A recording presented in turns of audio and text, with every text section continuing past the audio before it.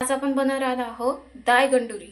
त्यासाठी आपण रात्री 1 वाटी हरभऱ्याची आणि तुरीची डाळ भिजत टाकली होती, ते बघू शकता धुवून घेतलेली आहे। पण इथे एक कांदा कट करून घेतलेला आहे, थोडा कढीपत्ता कट करून घेतलेला आहे आणि हिरवी मिरची लसण याचं आपण वाटण तयार करणार आहोत। तर तुम्ही बघू शकता हिरवा मिरचीचं जे वाटण आहे हे आपण या भाजीसाठी तयार करून घेतलेलं आहे। आणि आता त्यानंतर आपण जी भिजत टाकलेली तूर डाळ आणि हरभऱ्याची डाळ होती ते याचं सुद्धा एक प्रकारे मिक्सर मधून बारीक करून घेऊ।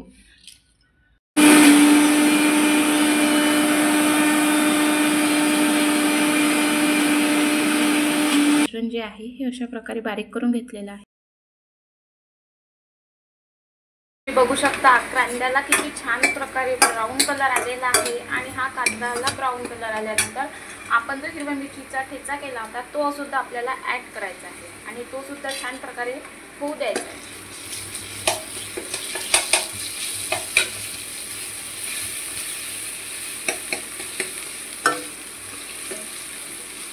वाव, काय छान स्मेल येत आहे। तर तुम्ही बघू शकता हे जे आहे हे तुम्हाला सुद्धा दिसत असेल किती छान प्रकारे होत आहे म्हणून। आणि यामध्ये तुम्ही मिरची पावडर सुद्धा टाकू शकता, बट हिरव्या मिरचीची सुद्धा पेस्ट करून ती सुद्धा ऍड करू शकता।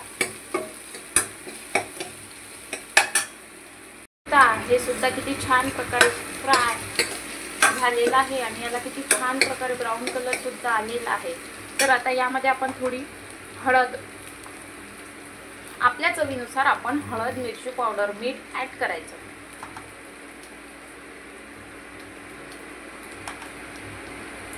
आता आम्ही हिरवी चटणी टाकल्यामुळे लाल तिखट थोडं कमीच टाकणार आहे।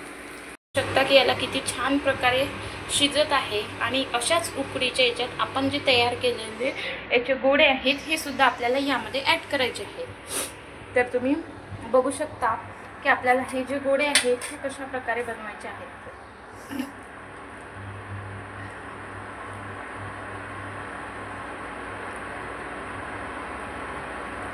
आणि हे जी उकडी आहे यामध्येच हे ऍड करायचे आहे जेणेकरून ते उकळणार नाही आणि छान प्रकारे बॉईल सुद्धा होतील। बऱ्याचशा जणांचा प्रॉब्लेम आहे की हे गोळे जे आहेत हे पूर्ण उकळून जातात, बट तुम्ही अशाच्या जर केले तर हे उकळणार नाही।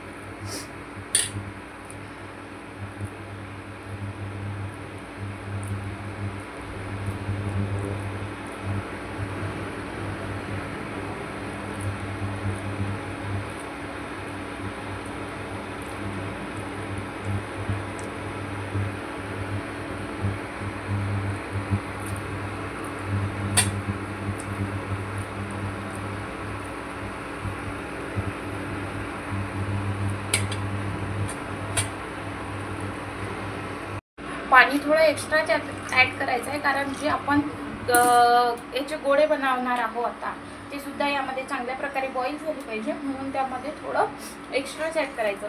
आणि या आपण तयार केलेला हा जो रस्सा आहे याला उकळी येईपर्यंत आपण याचे जे आहेत ते छोटे छोटे गोळे तयार करू।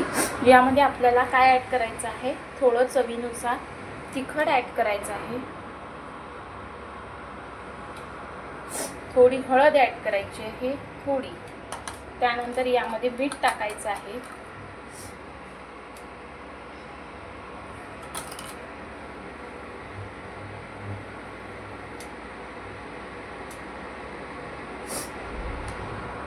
आणि हे सर्व ऍड केल्यानंतर हे चांगल्या प्रकारे मिक्स करून घ्यायचं आहे।